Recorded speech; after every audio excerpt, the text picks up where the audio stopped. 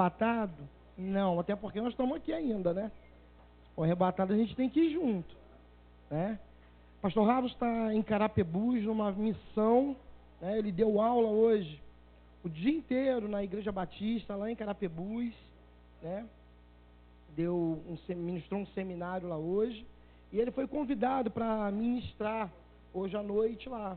Então ele hoje à noite está na missão, está adorando ao Senhor, está ministrando a palavra dele lá em Carapebus, tá bom? Pastor Ravison não foi arrebatado, não sumiu, não desertou, tá bom? Amanhã a gente vai estar junto com ele, aí vocês matam saudade, abraça, beija, ok?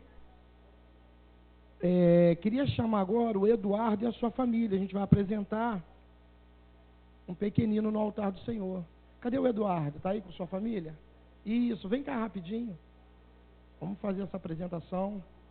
A gente se alegra toda vez que um pequenino é trago ao altar do Senhor e consagrado a Ele, né? E aí a gente faz uso, faz menção da palavra do Senhor. Ensina o teu filho o caminho que ele deve andar, para que mais tarde ele não se desvie dele. E essa apresentação desses pequeninos ao altar do Senhor, a gente dá início a esse tempo, tá vendo? Estava até dormindo aqui, acordou. Você é um homem de altar, né? Homem de altar é assim, né? Então, a gente já, nesse momento de apresentação, a gente dá início a esse trabalho de ensinar o pequenino o caminho que ele deve andar. Então, a gente vai estar apresentando ele agora. A pastora Ellen, como pastora das crianças, vai estar fazendo essa oração por esse pequenino e orando por ele e abençoando a vida dele diante do altar do Senhor. Amém. A palavra de Deus diz em Salmo 127:4 que os filhos são flechas na mão do arqueiro. E assim, cabe a nós como pais, né, mirar essa flecha no alvo e lançá-la. Ela não vai sozinha. Então ela precisa ser lançada no alvo, que é Jesus, né? A gente sabe que o nosso alvo é Cristo. Então cabe a vocês esse papel de estar sempre mirando o Eduardo no alvo, que é Jesus, essa responsabilidade. Quando a gente vem apresentar uma criança no altar, não é simplesmente um ato religioso. A gente entende que esse altar a gente faz uma aliança com o Senhor e se compromete de educar nosso filho nesse caminho, que é Jesus, que é o único caminho, a verdade e a vida. Amém? Vamos orar, vamos estender nossas mãos como igreja do Senhor e abençoar a vida do Eduardo. Pastor, você pode pegar ele.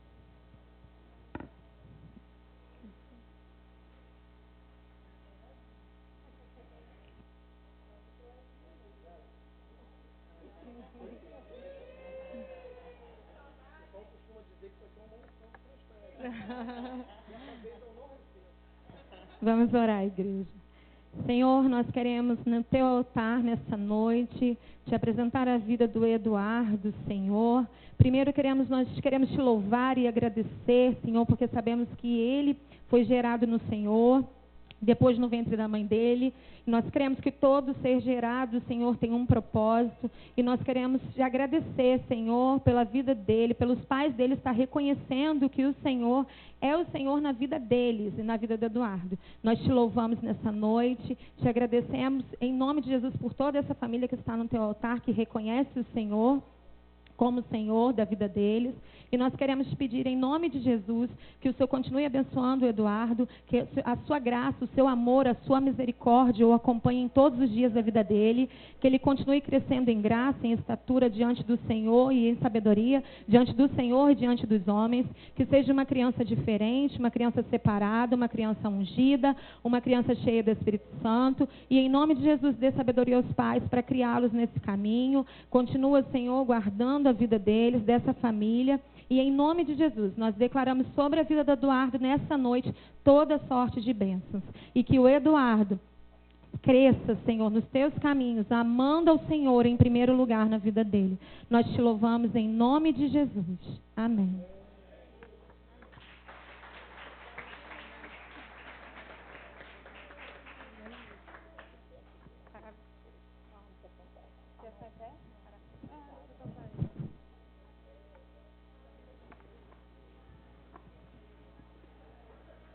Amém. Louvamos a Deus por essa família linda, que a gente possa estar juntos mais uma vez, muitas vezes, nos alegrando no Senhor. Amém? Nós vamos agora partir para o momento do partir do pão, né? Deus vai abrir a sua padaria agora e vai sanar, né, a nossa fome. Tem alguém com fome aí? Então você vai ser saciado, querido. Aquele que tem fome e sede, venha. Nossa irmã Juraci vai estar compartilhando a palavra de Deus conosco nessa noite. Eu creio que ela vai ser usada nessa noite de uma maneira ímpar na presença do Senhor, para me abençoar e para te abençoar. Eu queria que mesmo sentado, você estendesse a sua mão para cá. Nós vamos estar orando pela vida da nossa irmã. Pai, mais uma vez nós erguemos as nossas vozes ao Senhor. Pedimos, Pai, nessa hora, pela vida da nossa irmã Juraci, que ela tenha paz, tranquilidade, ousadia e intrepidez, Pai, no teu espírito, para ministrar, Pai, a tua palavra nessa hora e compartilhar, Senhor, com a sua igreja, tudo aquilo que o Senhor falou com ela em secreto, ó Deus. Nós sabemos que grandes coisas o Senhor tem revelado à sua filha, Senhor, e também que diz respeito à tua igreja. Então, Pai, que nessa hora ela possa ser usada de uma maneira ímpar pelo Senhor, para nos abençoar, para abençoar a tua igreja, Pai. Passamos, Pai, a vida dela para os teus cuidados, a sua família, Pai, enquanto, Pai, ela estiver fazendo a sua obra, cuida dos seus, Senhor. Nós passamos ela, Pai, para as melhores mãos, que é a tua, Senhor. Cuida da tua filha, Pai, que ela seja a tua voz ecoando nesse lugar nessa noite. Nós oramos, Pai, agradecido, em nome de Jesus. Amém e amém. Amém.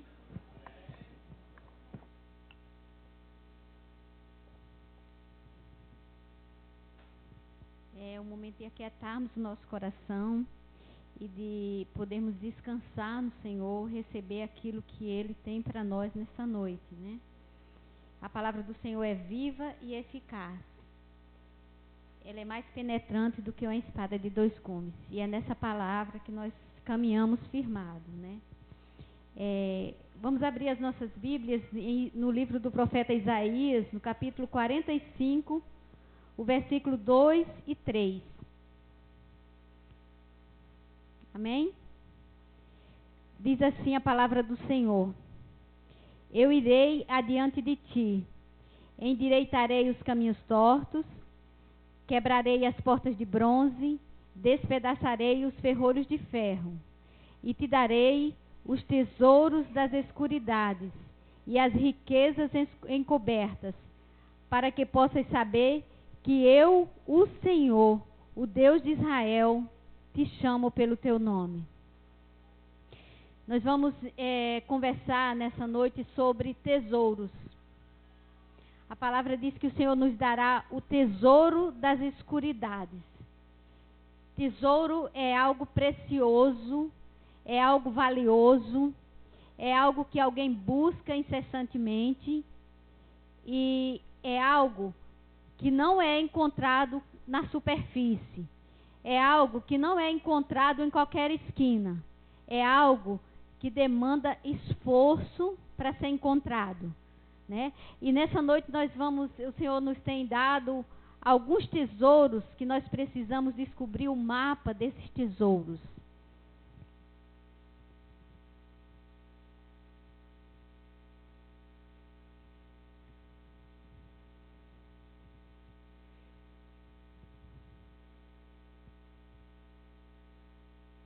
Quando nós falamos em tesouro, o que vem à nossa mente? As riquezas de Salomão, as riquezas dos sheiks árabes. Mas o tesouro, o seu valor depende da necessidade que nós temos naquele momento de encontrá-lo. Às vezes o tesouro é um copo d'água. Às vezes o tesouro é uma noite de sono. E o Senhor me mostrou algumas coisas na vida de dois profetas que têm uma vida fascinante na história, que é o profeta Elias e o profeta Eliseu. E o primeiro tesouro que o Senhor me mostrou foi o tesouro da provisão em tempo de escassez. Tesouro da provisão em tempo de escassez.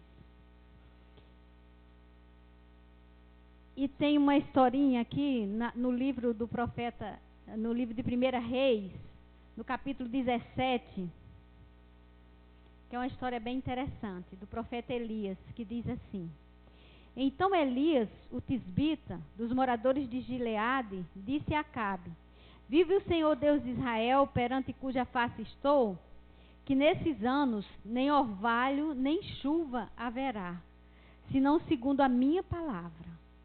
Depois veio a ele a palavra do Senhor, dizendo: Vai-te daqui e vira-te para o oriente e esconde-te junto ao ribeiro de Querite, que está diante do Jordão. E há de ser que beberás do ribeiro, e eu tenho ordenado aos corvos que ali te sustentem. Foi, pois, e fez conforme a palavra do Senhor, porque foi e habitou junto ao ribeiro de Querite, que está diante do Jordão. E os corvos lhe traziam pão e carne pela manhã, como também pão e carne à noite, e bebia do ribeiro. Uma primeira coisa que o Senhor fala aqui é que o profeta estava entregando a palavra, estava entregando a profecia ao rei, né? Vai faltar chuva e vai haver miséria na terra. Mas o profeta estava inserido no contexto. O profeta estava inserido. Ele ia passar necessidade junto com o povo. Muitas vezes nós queremos ter a soberba de dizer assim, né? Alguém já fala assim: eu não estou em crise. É ruim, hein? O profeta está inserido no meio da crise, com a diferença que Deus tem direcionamento para o profeta. Deus tem direcionamento para o seu povo em meio à crise. E aqui tem alguns segredos para que se sobreviva no meio da escassez. Ele disse primeiro: vá se esconder junto ao ribeiro. Quem é a fonte de água viva? Jesus. Então, em tempo de crise, vamos nos esconder no ribeiro. Em tempo de crise, vamos beber da água da vida. Beber do ribeiro significa ser sustentado pela palavra. Em tempo de crise, nós devemos muito mais forçar o nosso momento de ler a palavra, de buscar no Senhor. Em tempo de crise, muito mais nós temos que ter secreto com o Senhor. Em tempo de crise, muito mais nós temos que ter movimento de portas fechadas com o Senhor. E aqui tem dois segredinhos básicos aqui na vida de Elias. A gente diz assim: ele foi sustentado pelo Senhor, aleluia, aleluia, ele foi sustentado pelo Senhor. A Bíblia diz que ele era alimentado de manhã e de tarde. Enquanto não havia provisão, o profeta era sustentado. Agora, olha a curiosidade. Quem era que trazia carne para Elias? Corvo. O que é um corvo? Urubu. Uau, né? Poxa, Senhor, não podia mandar uma águia? O Senhor nos ensina a viver com as adversidades no tempo da crise. A crer naquilo improvável, a caminhar na contramão. Para nós, simples mortais, simples crentes, talvez ser sustentado no tempo da crise era mais ou menos assim. Deus mandava chover do céu, como ele mandou no deserto, mas aqui ele estava tratando o caráter de um profeta, e quando Deus quer tratar o nosso caráter, ele age de maneira diferente, não age de maneira do coletivo. Ele podia estar sustentando o resto do povo de uma maneira, mas ele queria tratar em particular com Elias. E ele mandava um urubuzinho daqueles que a gente vê voando ali na ponte da barra, trazer a carne para o profeta comer. Muitas vezes nós não queremos viver com as diferenças. Mas o Senhor nos ensina em tempo de crise, quebra o protocolo, viva com as diferenças. E aí, Deus trata o profeta mais uma vez, porque diz aqui que passado alguns dias, o ribeiro secou, porque não tinha chuva, o ribeiro secou. E agora? Tem dia que mesmo no tempo da crise, para agravar, o ribeiro seca. E a gente se sente sem saber o que fazer. E aí Deus dá para o profeta uma segunda alternativa, sem lógica nenhuma. Sem lógica humana nenhuma. Ele diz assim: então veio a palavra do Senhor dizendo: levanta-te, vai a Sarepta, que é de Sidom, e habita ali. E eis que ordenarei ali a uma viúva que te sustente. Tem lógica? Não tem. Mas Deus não trabalha com a nossa lógica. Deus não trabalha com a nossa matemática. Deus não trabalha com aquilo que a gente vai dizer.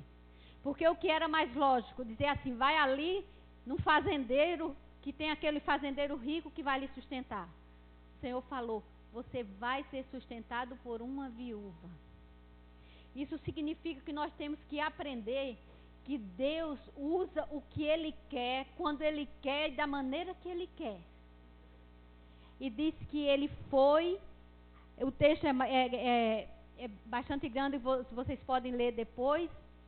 E Ele chega naquela cidade e encontra a viúva, que ela diz que está catando os gravetos para fazer um bolo para ela comer junto com o filho e depois morrer. Olha o quadro em que o profeta se meteu. E aí, Deus usa o profeta. E ele diz: faça um bolo para mim, porque assim diz o Senhor.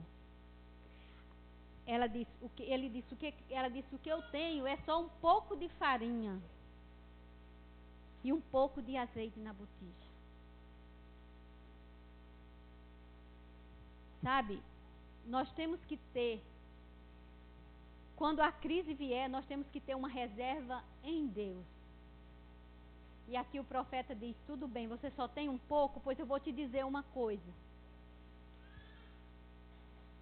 A farinha da panela não se acabará, e o azeite da botija não faltará, até o dia em que o Senhor faça descer chuva sobre a terra.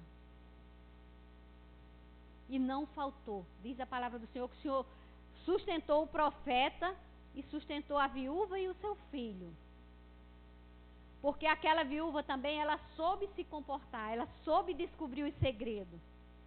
Ela viu a regra, ela entendeu a regra. Se eu repartir, será multiplicado. Olha como que a matemática de Deus não é pela lógica humana. Como é a nossa matemática? 2 e 2, 4. 1 e 1, 2. A matemática da viúva foi 2 menos 2 igual a total provisão. A farinha e o azeite que ela teve, ela ficou sem para dar ao profeta. 2 menos 2 foi provisão do Senhor até que viesse a chuva. Porque aí quando vem a chuva, vem a abundância. Quando vem a chuva, quando Deus derrama a chuva, vem a abundância, vem a fartura. Mas enquanto não vem a chuva, Ele nos sustenta. Ele não deixa faltar. Temos que ter um pouco de azeite na botija. Sabe, Deus precisa de pessoas que tenham um pouco de azeite na botija. Não importa a situação. E aqui eu abro um parênteses para falar de algo que quando eu estava estudando essa palavra veio no meu coração. Há uma semana nós perdemos a nossa matriarca para o Senhor. Nós não perdemos, nós devolvemos para o Senhor, né? E a vida dela era uma vida cheia provisão. Nunca vi Dona Inês chegar aqui nessa igreja de cara amarrada ou reclamar de alguma coisa. Era uma mulher que dançava na presença do Senhor com todas as suas forças, como Davi. E há 15 dias atrás, o último dia, quando ela veio aqui na igreja, ali atrás, ela cansada, com os pezinhos todo inchados, respirando com dificuldade, eu pude ver como ela se derramava na presença do Senhor. Sem ter mais a força de vir aqui na frente e dançar, ela se derramava na presença do Senhor. Ela tinha um pouco de azeite na botija ainda. Que se levantem no nosso meio mais Inês Toledo. É um parênteses, porque isso o Senhor me trouxe quando estava me dando essa palavra sobre ter sempre uma reserva de azeite. Outro quadro em que Deus me mostrou um tesouro é o tesouro do suprimento no momento de crise financeira. Alguém é brasileiro aqui? Alguém mora no Brasil? Alguém tem visto jornal? Alguém tem lido jornal? Alguém tem ouvido se falar em outra coisa ao longo dos últimos 3, 4, 5 anos aqui no Brasil? Crise financeira. Mercado em crise. Mercado offshore em crise para quem mora em Macaé. Mas há uma provisão de Deus para os tempos de crise financeira. No livro de 2 Reis 4, no capítulo 4,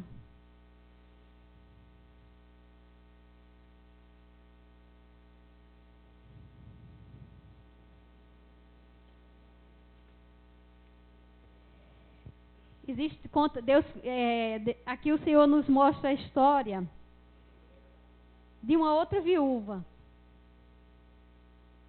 E diz assim a palavra do Senhor: e uma mulher dos filhos dos profetas clamou a Eliseu dizendo: meu marido, teu servo, morreu.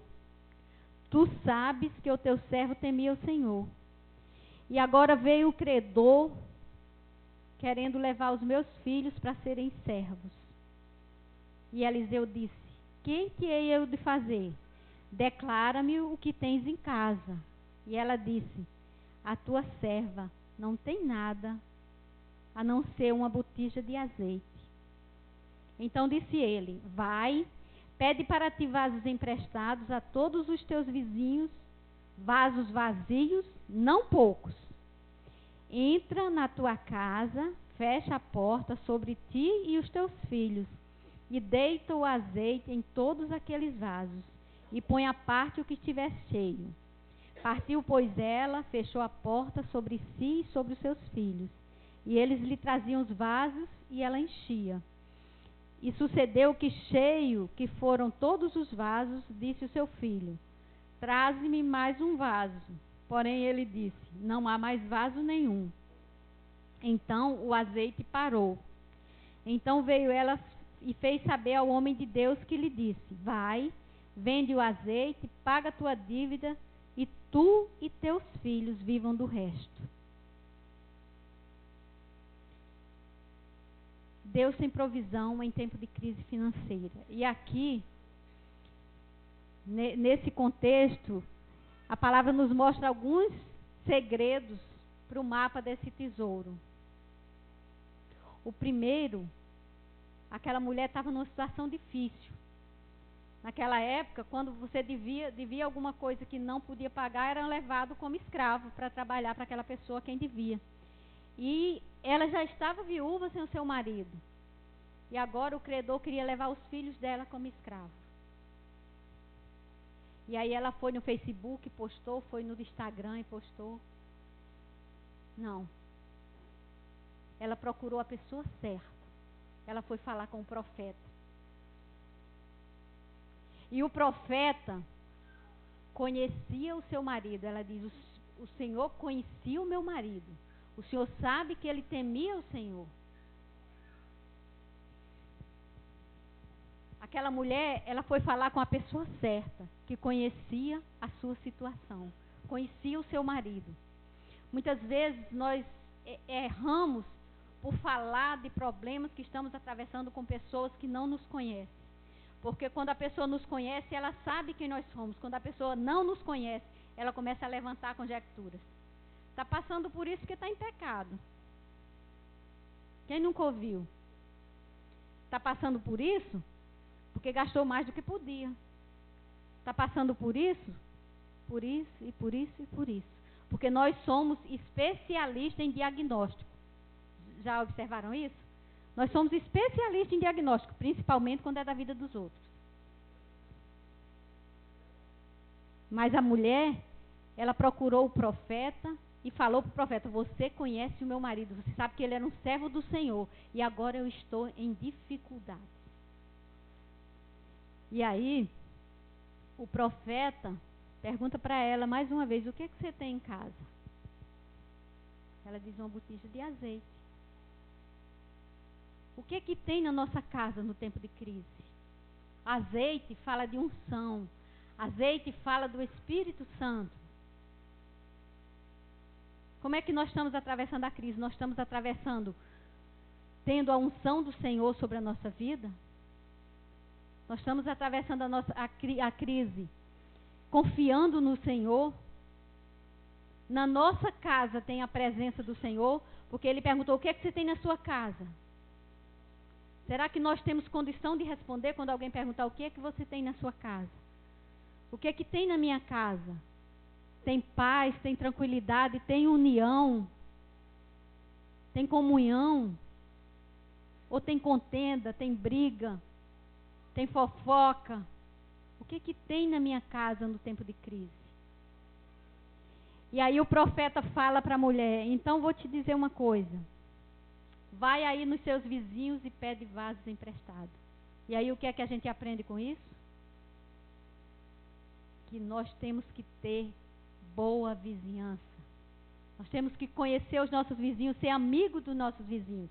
Se a mulher fosse brigada com os vizinhos, ela estava perdida agora. Ia dar ruim para ela. Quando é que ela ia arranjar os vasos? Vai, pede aos teus vizinhos vasos emprestados. Isso fala de que nós, como servos do Senhor, nós temos que ser bem relacionados no contexto em que nós vivemos. Nós temos que nos relacionar bem na nossa casa, com os nossos vizinhos, no nosso trabalho, na faculdade, por onde nós passarmos. Nós vamos fazer amizades, vamos ter bom relacionamento, porque nunca vamos saber se uma hora nós não vamos precisar daquelas pessoas.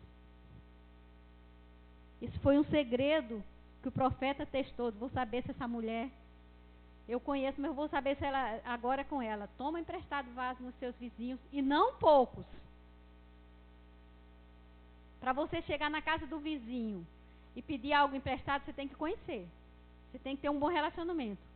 Se você nunca deu um bom dia ao vizinho, você vai chegar no portão dele, tocar a campainha e pedir alguma coisa emprestada? Ter bom relacionamento com os vizinhos. E aí ele fala: então tá, pegou emprestado os vasos, agora entra na tua casa, tu e teus filhos, e fecha a porta. Fala de preservar a família. Sabe, nos momentos de crise, os desafios são muito maiores. As esposas ficam muito mais nervosas, preocupadas com seus maridos desempregados.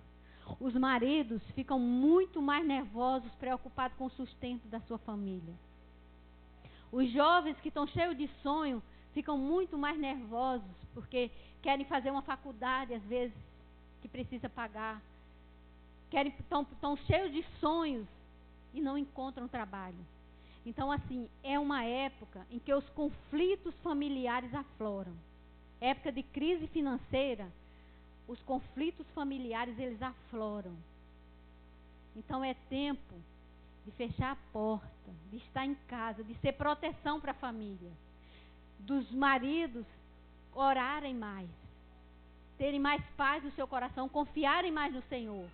Das mulheres serem mais compreensivas, serem mais longânimas, serem mais abnegadas, para estar do lado dos seus companheiros, para estarem protegendo os seus filhos que chegam para, como a gente escuta agora.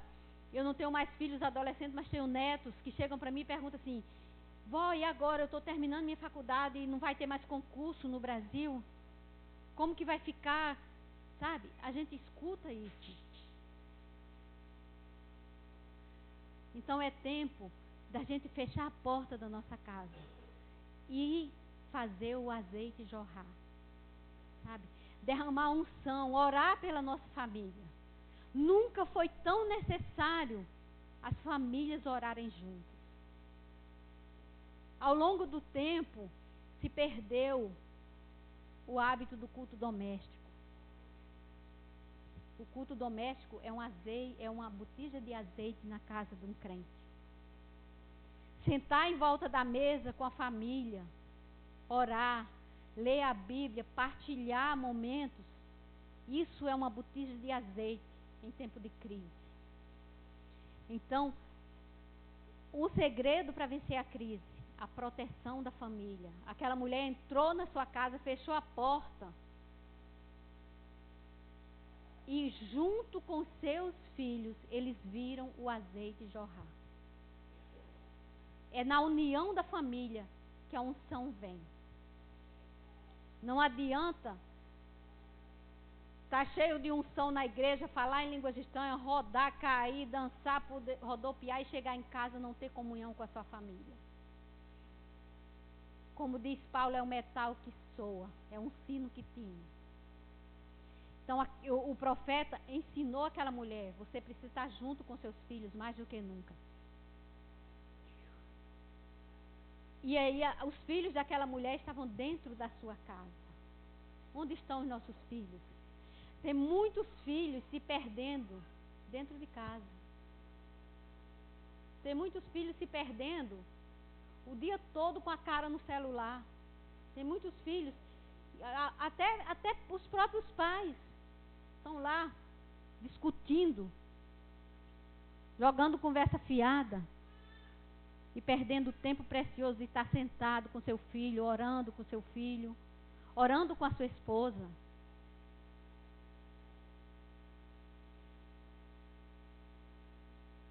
E aí tem um segredo aqui, diz que todos os vasos foram cheios. E quando se acabaram os vasos, não foi o azeite que acabou, o azeite apenas parou. Deus tem azeite continuamente para as nossas vidas, tem unção para as nossas vidas, tem bênção para a nossa vida, tem provisão para a nossa vida. Ele não acaba, ele para quando faltam vasos. E aí o profeta disse para ela, ela foi e voltou o profeta. Aquela mulher, ela teve muita sabedoria, porque ela agora que já estava cheia de azeite lá, ela podia ter feito assim: agora eu vou vender isso, vou comprar um tênis para o menino, vou comprar o boné do outro, vou comprar o tablet, vou comprar o celular de última geração. Não, ela voltou ao profeta e falou: profeta, os vasos estão cheios, o que é que eu faço agora? Ele: pague o que deve e depois tu e teus filhos vão viver do resto.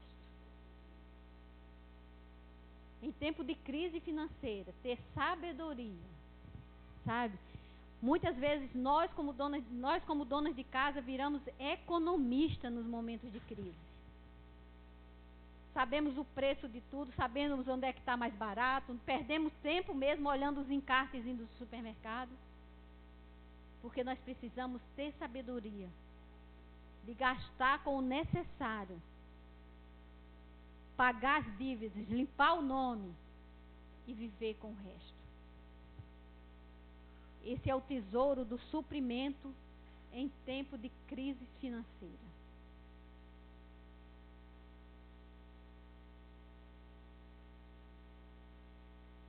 Outro tesouro que o Senhor me mostrou foi o tesouro da vida em tempo de esterilidade. Nós vimos a história de duas mulheres ambas passando fome, ambas passando necessidade. E aqui em 2 Reis, logo na sequência do azeite da viúva, vem a história da sunamita. Né? Vou ler só aqui os primeiros versículos, que diz assim: sucedeu também um dia que, indo Eliseu a Sunem, havia ali uma mulher rica, a qual o reteve para comer pão. E sucedeu que todas as vezes que passava ali, se dirigia para comer pão. E ela disse ao seu marido: eis que eu tenho observado que esse que passa sempre aqui por nós é um santo homem de Deus. Façamos-lhes, pois, um pequeno quarto junto ao muro, e ali ponhamos uma cama, uma mesa e uma cadeira e um candeeiro. E há de ser que, vindo ele a nós, para ali se retirará. E sucedeu que um dia veio ele e retirou-se àquele quarto e se deitou ali. Então disse ao seu moço Geazi: chama esta sunamita. E chamando-a ela, pôs-se diante dele, porque dizia: diz-lhe, eis que tu nos tem dado, tem nos tratado com todo desvelo. O que podemos fazer por ti? Haverá alguma coisa que se fale por ti ao rei ou ao chefe do exército? E ela disse: eu habito no meio do meu povo. Então disse ele: o que se há de fazer por ela? Geazi disse: ora, ela não tem filho e seu marido é velho. Duas mulheres pobres, agora tinha uma mulher rica que podia alimentar o profeta, mas era estéril. Nunca, não existe problema grande nem problema pequeno. O que é muito grande para um é muito pequeno para outro, é tudo muito relativo. E essa mulher que parecia que tinha tudo, ela não tinha a coisa que naquela época tornava uma mulher desvalorizada aos olhos da sociedade. A mulher que não tinha filho, ela era desprezada. Aqui o texto, a palavra faz questão de citar, que era uma mulher rica, mas ela não tinha filho e seu marido era velho. E aí, nós vemos o segredo de gerar vida. Né? Nós temos aqui na comunidade, nós temos o tema de dizer mulheres geradoras de vida.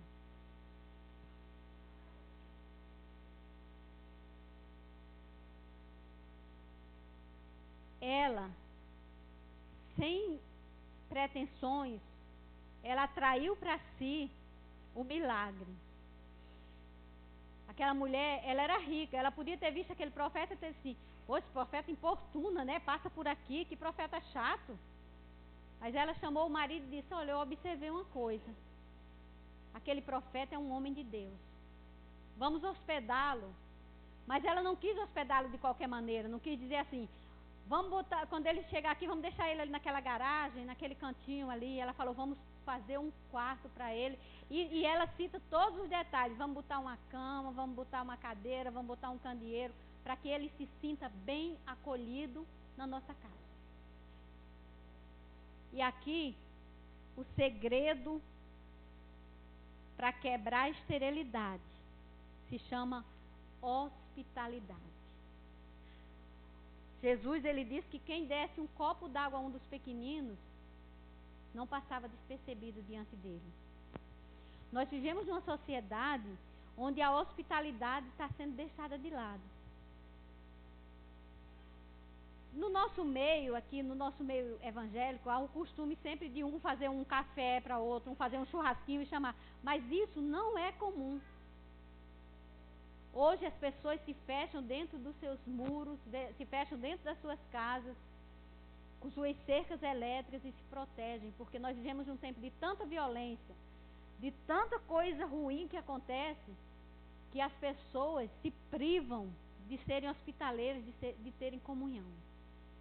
Mas a palavra de Deus nessa noite para nós é: seja hospitaleiro, e você vai abrir as portas para fertilidade.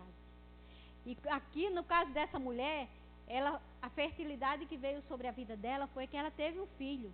O profeta orou Ele diz, o profeta orou por ela e diz, e concebeu a mulher e deu à luz a um filho no tempo determinado, segundo o tempo de vida que Eliseu lhe dissera. O homem de Deus liberou uma palavra profética sobre a filha dela, falou, passado um tempo você vai ter um filho. E ela teve o filho. E a vergonha dela foi tirada. Mas ela atraiu a presença do homem de Deus para sua casa, com o gesto de hospitalidade. Nós devemos aprender com essa mulher. Muitas vezes nós somos estéreis. Não recebemos ninguém, não temos aquele agrado com as pessoas na nossa casa, sabe? Se nós formos ver a vida de Jesus, ele era recebido, ele vivia uma vida de comunhão. Ele e seus discípulos almoçavam na casa de um, jantavam na casa de outro, ceavam na casa de outro. Marta e Maria, eles recebiam Jesus em casa. Marta e Maria, elas fizeram amizade com Jesus. Jesus era amigo de Lázaro, chorou por Lázaro e ressuscitou Lázaro. Quando nós abrimos as nossas portas para as pessoas, há uma quebra de esterilidade na nossa vida. Eu fui criada no sertão e meu pai sempre falava uma coisa: uma casa fechada é uma casa morta. E na minha casa eu cresci vendo uma mesa enorme na cozinha, que ainda hoje está lá na nossa casa, uma mesa enorme. Em cima daquela mesa não faltava uma garrafa de café e uma tábua com um queijo de coalho lá em cima e um pote com bolacha. Quem chegava na nossa casa, boa tarde, conversava 5 minutos, tomava um cafezinho, comia alguma coisa. Isso era um hábito que meu pai teve pela vida inteira dele. E eu aprendi com ele isso. Receber pessoas, acolher pessoas. Quando nós fazemos isso, nós fazemos amizades, nós tornamos a nossa casa mais alegre. E aquela mulher não só tornou a casa dela mais alegre, mas tornou a casa dela plena. Ela teve o milagre de gerar vida. Ter comunhão, ser hospitaleiro, abre as portas para a vida. Amém? O milagre de gerar veio através do gesto de um coração bondoso e sensível, disposto a servir. A hospitalidade é um serviço. A hospitalidade é um serviço e o povo de Deus deve ser hospitaleiro. E o quarto tesouro que o Senhor me mostrou foi o tesouro da unção dobrada. Uau, esse é bom, né? Unção dobrada, fogo puro, reteté, unção dobrada.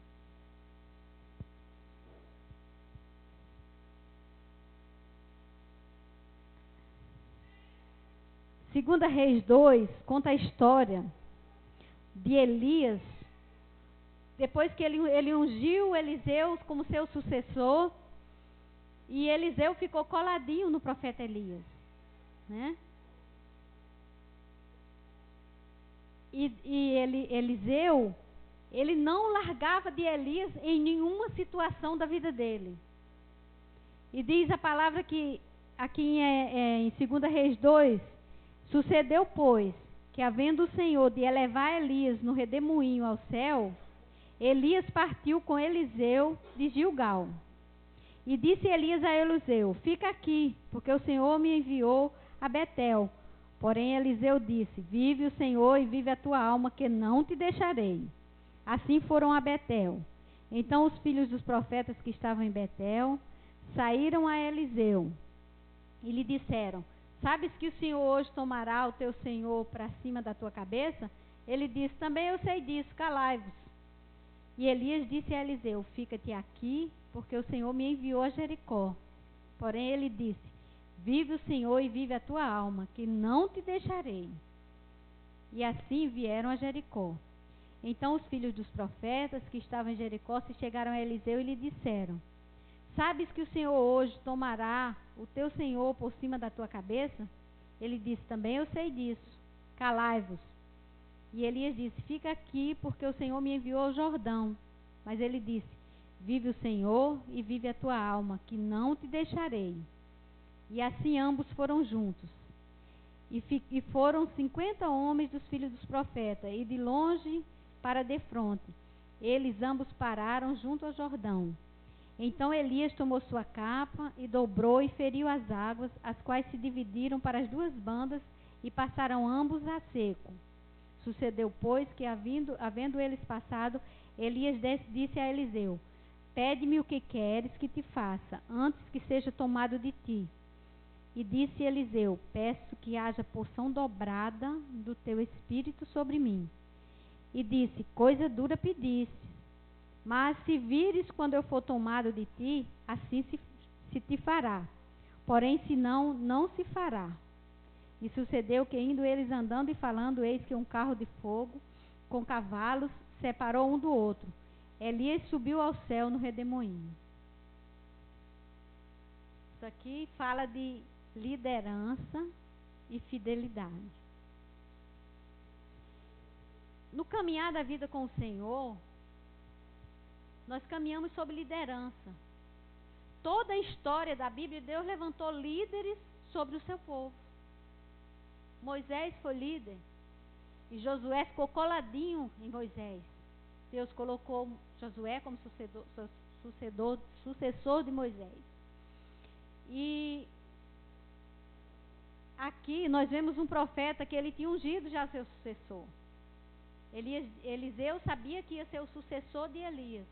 Então o que é que ele fez? Colou com Elias. Deus levanta pessoas sobre a nossa vida.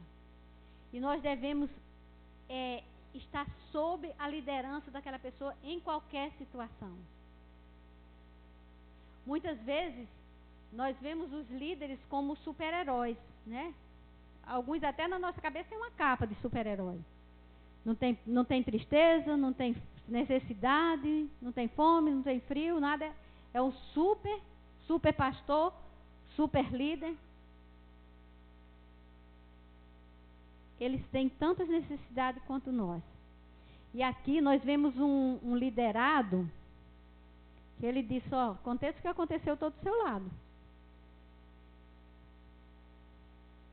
Eliseu foi o sucessor de Elias, não apenas por causa do óleo derramado na sua cabeça, mas pela prontidão em seguir o seu líder. Não é o simples fato de ser ungido, derramar um óleo na cabeça que faz ser um liderado, mas a obediência, mas a fidelidade, mas o estar junto. E aqui, na vida de Elias e Eliseu, nós vimos aqui, Elias diz: fica aqui. Ele fica: fico não, vou com você. E esses 4 lugares por onde eles passaram, cada um tem um significado. Primeiro, Elias diz: eu vou a Betel, você fica aqui. Betel significa casa de Deus. Nós devemos estar junto com o nosso pastor, junto com os nossos líderes, na casa de Deus. Oh, maravilha, estar aqui na casa de Deus é uma bênção, né? Nós temos um pastor que entrega palavras aqui nesse púlpito, que a palavra vem do trono. Temos pastores que ministram sobre as nossas vidas, temos pastores na intercessão, temos pastores no Ministério Kids, temos pastores no louvor. Uma bênção. Aqui na casa do Senhor é tudo abençoado, né? Amém. E é fácil caminhar aqui dentro, né? O culto só dura 2 horas. Está tudo ok, né? Estamos em Betel, estamos amém, né? Mas aí ele diz assim: agora você fica aqui que eu vou para Gilgal. Gilgal é o lugar da circuncisão. Foi o lugar onde os israelitas foram circuncidados para servir ao Senhor como símbolo da aliança com o Senhor. A circuncisão fala de dor.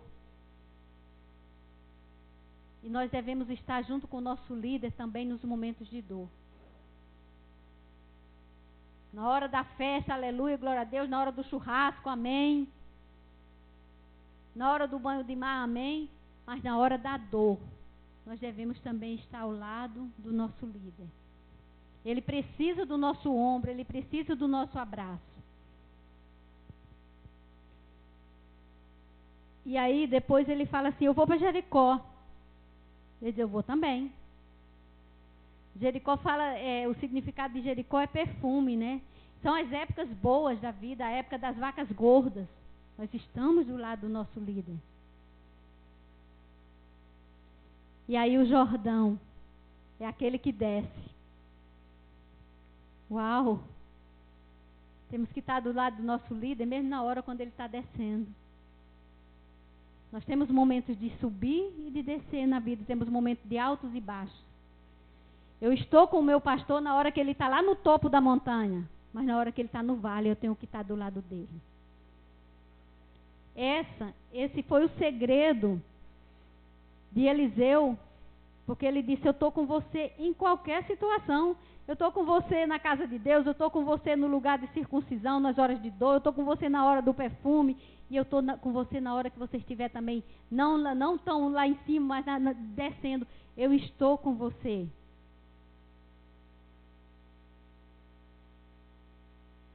É muito fácil dar os ombros para levar a arca. Né? Os sacerdotes levavam a arca do Senhor nos ombros, né? A glória do Senhor se fazia presente. Mas aí Jesus, quando ele veio, ele disse assim, você quer ser pastor? Seus ombros vão ser para levar as ovelhas feridas. Os mesmos ombros que levam a glória de Deus têm que estar prontos para levar as ovelhas feridas. Nós devemos estar junto com o nosso pastor no momento que ele estiver levando as ovelhas feridas nos seus ombros. Levar alguém ferido, a pessoa pode estar sujo, pode estar machucado, pode estar sangrando. Aqueles mesmos ombros que estavam com a estola sacerdotal cheio de pedras, levando a arca do Senhor, muitas vezes estão sendo vomitados por uma ovelha doente. E nós devemos estar prontos para estar ao lado do nosso pastor, do nosso líder. E aqui diz que quando Elias subiu, Eliseu recebeu a unção. Será que nós estamos prontos para ver o sucesso das outras pessoas? Nada desperta mais, nada desperta mais, disse que diz, do que o sucesso das pessoas. Quer ver um pastor começar, todo mundo ver o defeito dele, o seu ministério começa a fazer sucesso. Seu ministério começa a subir. Seu ministério começa a aparecer. E aí já começam os tititi. Quem nunca ouviu isso aqui no Brasil? Quem nunca? Mas Eliseu, ele viu o seu líder subir. Eu nunca esqueci do pastor Rodrigo ministrando nesse altar, quando ele falou que ele conseguiu a casa própria depois de passar muitos anos orando pela casa própria do pastor dele. Isso me marcou na vida do pastor Rodrigo, ele ministrando ano passado aqui no seminário de intercessão. Nós temos coberto a vida dos nossos pastores em oração. Nós temos orado pelo sucesso dele. Sim, pelo sucesso. Quando nós estamos dispostos a ver o nosso líder subir, a capa dele desce sobre nós. A capa de Elias desceu sobre Eliseu porque Eliseu estava junto com ele e viu quando ele subiu. Muitas vezes nós não estamos atentos aos altos e baixos da vida dos nossos líderes. Muitas vezes nós não estamos atentos à vida daqueles que cobrem as nossas vidas, que estão orando por nós. O apóstolo Paulo diz que nós devemos cuidar daqueles que velam pelas nossas almas, para que eles não façam a obra chorando. Não tá, essa palavra, isso não está aqui no esboço. Mas é hora da gente pensar em quantos pastores, quantos líderes estão chorando. E não sejamos nós a fazê-los chorá-los mais, mas sejamos nós a enxugar as suas lágrimas. Sejamos nós a dar o nosso ombro de suporte, né? A palavra diz que nós devemos suportar uns aos outros em amor. Eu sempre não pego essa palavra como suportar, aguentar o outro, não. Eu pego essa palavra como ser um suporte para o outro em amor. Ser suporte para o outro. Chegar e dizer assim, sua carga está muito pesada, eu boto meu ombro na sua carga, eu sou suporte para você. Deus nos chama a ser suporte para os nossos líderes, para os nossos irmãos, a ser suporte em amor. Se nós formos suporte para os nossos líderes, se nós suportarmos as cargas com amor, nós vamos ter unção dobrada. Esses são tesouros que nós devemos cultivar no dia a dia da nossa vida com o Senhor. Sabermos que o Senhor tem provisão no tempo de escassez. Sabermos que o Senhor tem suprimento em tempo de crise financeira. Sabermos que o Senhor tem vida em tempos de esterilidade. E saber que em tempos de ministérios atravessando dificuldade, o Senhor tem unção dobrada. Que o Senhor possa nessa noite nos levar ao lugar de entendermos que Ele tem tesouros para nós, mas que Ele também tem um mapa do tesouro. Que o Senhor tem tesouro para nós, mas Ele também nos quer ensinar, nos quer treinar, nos quer capacitar a sermos garimpeiros. Que o Senhor nos transforme nesse tempo em sermos verdadeiros caçadores de tesouros. A gente brinca muito no profundidade e intimidade, é ouro. Então que nós possamos ver ouro onde ninguém vê. Que nós possamos ver o azeite da viúva. Que nós possamos ver a panela, a farinha na panela da viúva e crer que ela não vai faltar. Que nós possamos contemplar a fertilidade do Senhor onde há esterilidade. Que nós possamos fazer a diferença na sociedade em que nós vivemos. Vamos orar? Senhor, nós louvamos o Teu nome. Nós bendizemos o Teu nome. Porque o Senhor é bom. Uma fortaleza em tempo de angústia. O Senhor é fiel e a sua fidelidade dura para sempre. E nós te agradecemos, Senhor, porque o Senhor tem trazido para nós a revelação dos tesouros das escuridades. Sabemos, Pai, que em Ti estão tesouros inesgotáveis. Mas nessa noite, Pai, o Senhor falou para nós sobre 4 tesouros. E que nós possamos, Pai, caminhar buscando, Pai, ser instrumentos da Tua mão para garimpar, para levar pessoas aos tesouros das escuridades, Senhor. Nós Te louvamos e bendizemos o Teu nome por essa palavra, Senhor. Nós Te louvamos pelo alimento que o Senhor nos deu essa noite, Pai. Que esse alimento seja para nós como foi o alimento para Elias naquela caverna. Que o Senhor, nós possamos ouvir o Senhor dizer: levanta e come, porque ainda vais caminhar muito tempo. Nos leva, Senhor, a considerar a Tua palavra. Nos leva a entender a Tua palavra, Senhor. Nos leva a ser, Pai, cumpridores da Tua palavra, não somente ouvintes, Senhor. Nós Te louvamos em nome de Jesus.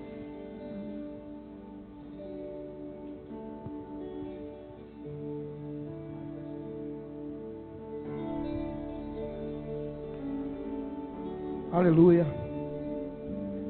Vamos adorar. Vamos adorar e aproveite para você estar ruminando isso tudo que foi conversado aqui nesse tempo. Se perecemos é porque não pegamos os tesouros que Deus tem nos dado e aplicamos na nossa vida. Então, enquanto nós estivermos adorando, faça uma reflexão. Deixe Deus continuar ministrando sobre a sua vida.